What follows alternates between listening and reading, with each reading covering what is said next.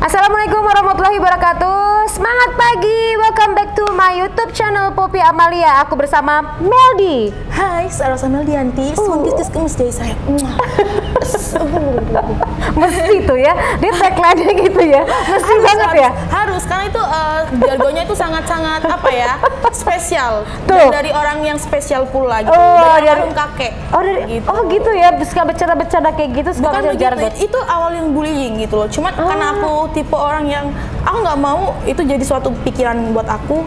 Jadi aku mikir ini gimana ya, yang meskipun aku dikatain seperti itu, aku nggak marah, aku nggak kesel atau aku nggak kepikiran. Oh, buat jargon aku aja. Jadi kalau misalnya kalian orang-orang ngatain aku ular, gituin aja. Oh, jadi kamu kayak ngatain balik mereka itu. Ya udah, kalau misalnya gue ular, ya udah gue ratunya.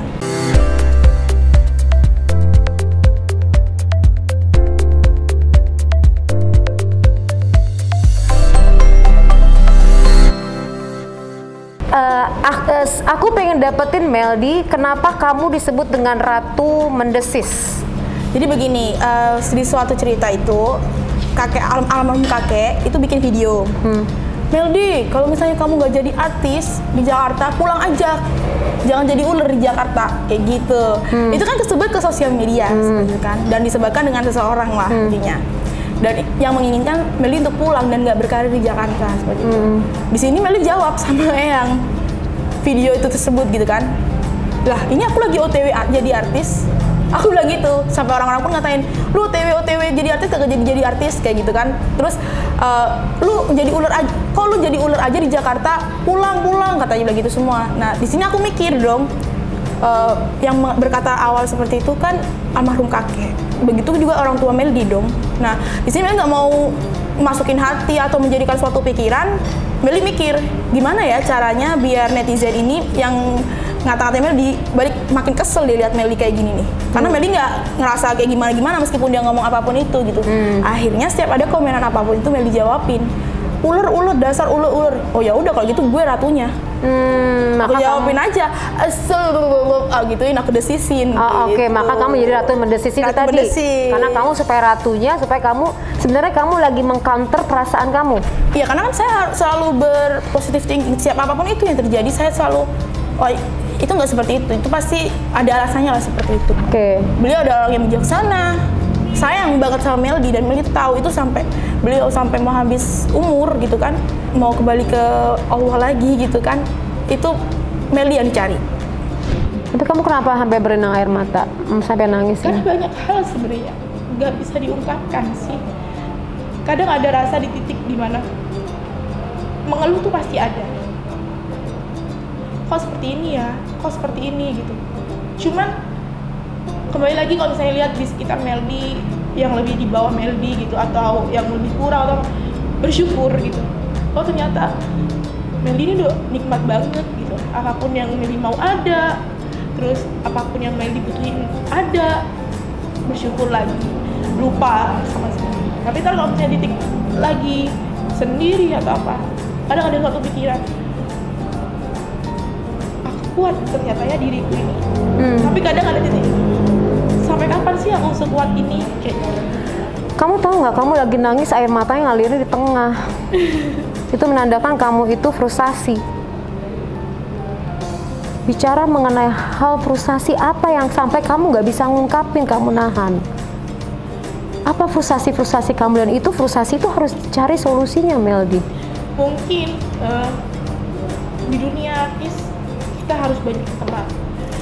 Kayak Meldi juga selalu menunjukkan siapa sih Meldi, bidang acting ini itu pun gitu loh. Dan sempat juga mencoba untuk casting gitu loh ya, casting ke sana kemari. Dan itu hal yang wajar lah sebagai pemula. Itu suatu proses gitu, Meldi casting ke sini. Dan ketika di tempat casting ada kayak tolakan karena beliau gak enak sama seseorang atau apa. Menolak itu nggak enak sama siapa? Ya dengan seseorang, ya kita nggak bisa sebutin nama karena itu kan udah selesai juga kan. Oke.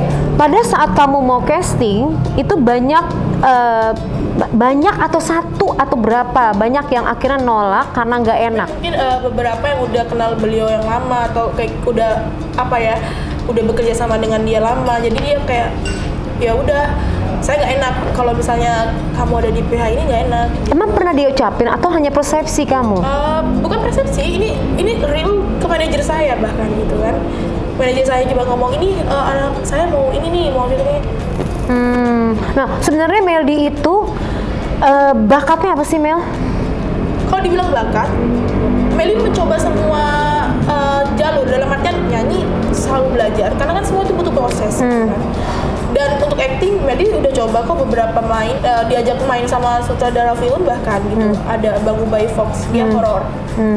Dan kalau misalnya komedi, Melly udah pernah seperti satu stasiun TV di kontrak beberapa bulan gitu kan. Jadi kalau misalnya ditanya apa passion Meldy atau apa kebiasaan Meldy, kelebihan Meldy gitu, Meldy selalu coba apapun itu. Kalau kalian bilang MC, oke, let's go. Kayak gitu. Bisa semua.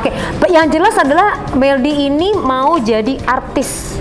Iya, artis itu banyak arti. Kalau kita punya jiwa seni. Iya, jiwa seni tadi kan. Nah, sekarang gini, kamu mau menjadi artis, siapa yang membuat kamu tuh pengen banget jadinya artis? Sebenarnya ini bukan cita-cita kan dari kecil? Kalau cita-cita dari kecil, Meldy malah pengen jadi seorang dokter. Karena Meldy pas SMA nih ya, mau ke kuliah, Meldy masuk di SMA negeri favorit nomor 1 di Jember. Oke. Berarti kamu cerdas ya? Dan papa itu mengharapkan Meldy menjadi dokter atau enggak penerus papa polisi. Papa polisi. Ya. Nah, oke. Cuman mungkin karena mama nurunnya lebih banyak ke Meldy, jadi lebih kuat kan. Mama bilang, udah Dena, dari 2014 mama itu udah ada firasat kayak bilang, mama kan nyiptain lagu ini buat Meldy. Papa bilang, apa sih orang Meldy ini mau sekolah lagi gini-gini, kuliah gini-gini. Dan papa paling ngelarang Meldy untuk nyanyi. Beda dengan kakak Meldy yang nomor 1. Kalau beliau malah didukung apa-apa kan nyanyi, yang nyanyi seni, udah. Kalau papa nggak ngasih. Kalau Meldy nggak dikasih sama papa. Justru kita baru tahu ya kalau kayak begitu ya. Jadi sebenarnya yang nyitain lagu itu sebenarnya mama. Berarti mama di sini yang pengen banget Meldy tuh jadi artis ya. Mama bisa buka tutup aura. Mama itu bisa kayak punya firasat aja lah, baca ke depan itu kayak gimana sih gitu. Mama tahu lah nih anaknya kayaknya bakatnya ke sini. Ini meskipun dia dipaksa enggak ini, tapi ini kayak kamu sebenarnya apa? Nyanyi. Kamu sebenarnya bakatnya nyanyi?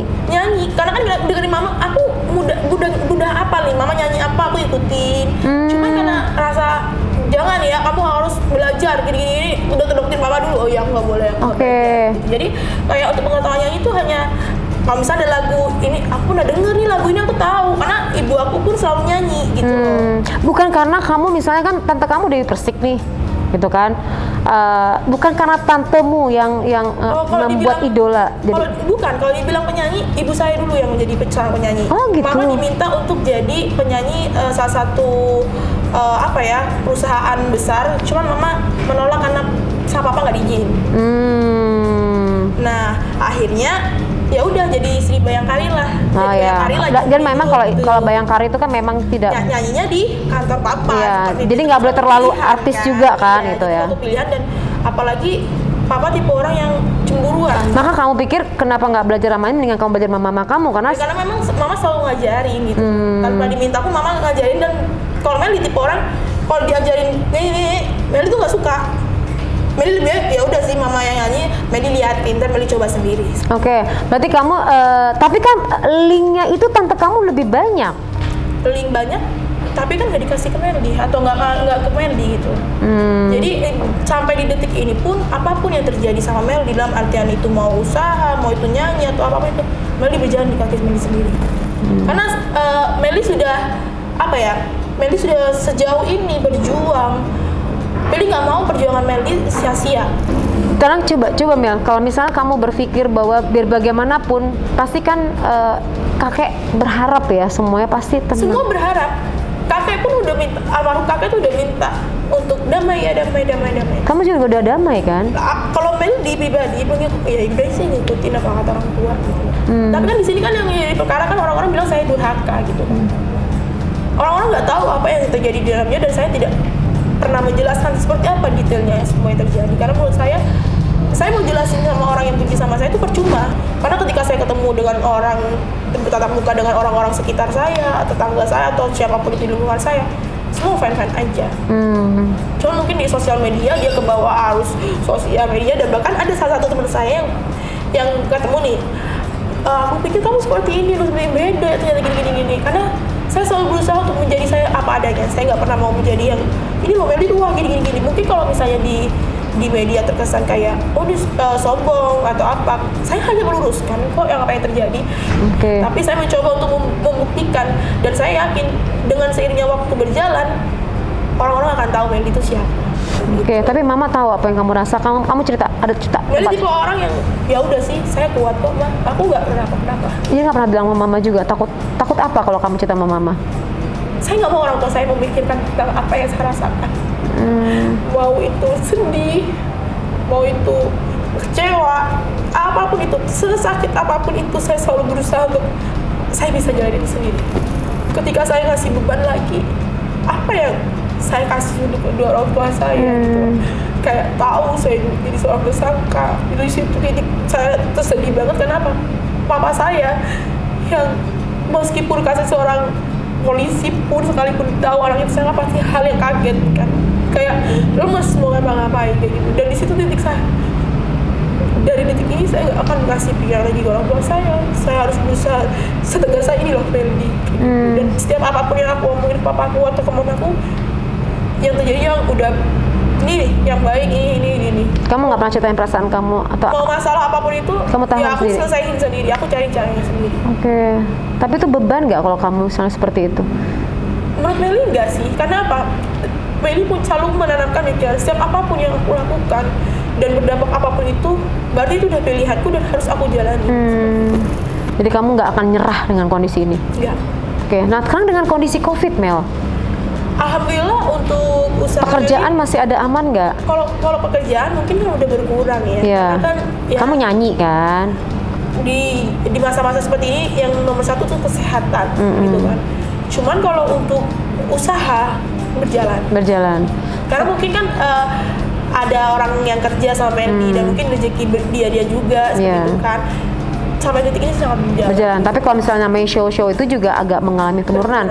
Berarti tabungan kamu mengalami masalah nggak?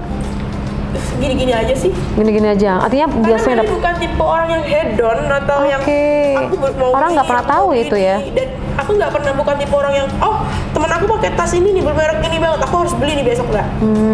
Saya beli apa yang saya butuhkan. Kamu punya prinsip berarti. Aku mau kamu itu menampilkan kepribadian yang positif ya.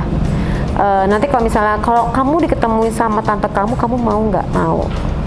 Sebenarnya kalau Meli mau aja. Itu kan. Nanti kamu ngomong apa realnya kamu kan, gitu kan? Ya, cuman kalau untuk Meli yang meminta ketemu atau apa, udah. Misalnya nanti aku bilang kalau misalnya tante kamu mau ketemu atau kamu juga bisa, aku juga bisa mediasiin. Bisa dipertemukan. Iya gitu. Kamu mau nggak? Itu tujuannya supaya netizen ini ngeliat kamu tuh positif. Gitu ya, kamu ntar ngomong aku mau gitu, poinnya itu gitu ya. Aku nggak nyangka ya kepribadian kamu nih seperti ini gitu loh. Artinya orang lain boleh berpikir berbagai macam. Aku psikolog kan gitu kan. Aku nggak nyangka begitu ketemu kamu orangnya malah orang yang menyenangkan ya gitu loh. Artinya kamu lucu, walaupun kamu terkadang bisa abis kita tadi nangis-nangisan, kamu tuh bisa tertawa loh. Karena menurut Meldi ya udah sih, kita mau larut-larut nangis-nangis mau apa sih gitu loh. Aku berusaha untuk positif, selalu positif. Apapun yang terjadi ya udah itu berlalu, biarlah berlalu, cukup jadi cerita. Cuma kalau untuk dibalik lagi, aku pasti akan nangis lagi. Betul. Berarti kamu itu satu sebenarnya lucu gitu. Jadi justru aku lihatnya ke arah yang komedi gitu loh. Terus kamu juga punya bakat, cuma tinggal perlu diasah aja gitu loh, Mel. Terus pada dasarnya kamu tuh baik gitu kan. Cuman tadi perlu ada yang melakukan pendekatan kamu dengan fulfill love, melindungi kamu, membentuk kamu untuk menjadi yang kamu tuh ibaratnya ya udah glowing, tinggal perlu ada sentuhan-sentuhan secara psikologis gitu, membuat kamu mentalnya menjadi kepribadian lebih bershiny gitu loh. Sebenarnya itu gitu kan. Tapi tadi kalau misalnya bisa dibentuk seperti itu akan jauh lebih baik. Tapi kamu tadi bilang bahwa aku udah nangis-nangis kalau inget kejadian itu. Solusi aku nih, Mel, boleh nggak kamu punya sesi di mana, karena kamu kalau ingat keluarga kamu nangis lagi, keluarga besar ya. Potensi karir kamu akan melesat bagus banget, Mel, saat kamu sudah selesaikan persoalan keluarga tadi. Tapi Bang Melinya sebenarnya menghindar. Cuma kalau untuk ketemu, it's okay. Cuma kalau untuk Memulai. membuka buku lagi masalah yang kemarin seperti apa, aduh. Karena it hurts your feeling, I know it. Jadi artinya sebenarnya kamu merasa sakit di situ, gitu loh. Sakitnya mungkin kenapa sih? Semua kayak menunjuk pisau ke aku, sedangkan itu bukan kesalahanku. Iya, tapi kan belum tentu seperti itu. Apa yang kita lihat orang ngelihat itu belum tentu seperti itu. Pada saat kita tanya, nggak tahu hasilnya beda, Mel. Coba kamu berpikir nih, karena karir kamu, karena kamu nih potensi. Kalau aku nggak lihat potensi kamu, mungkin aku nggak akan ngomen ini.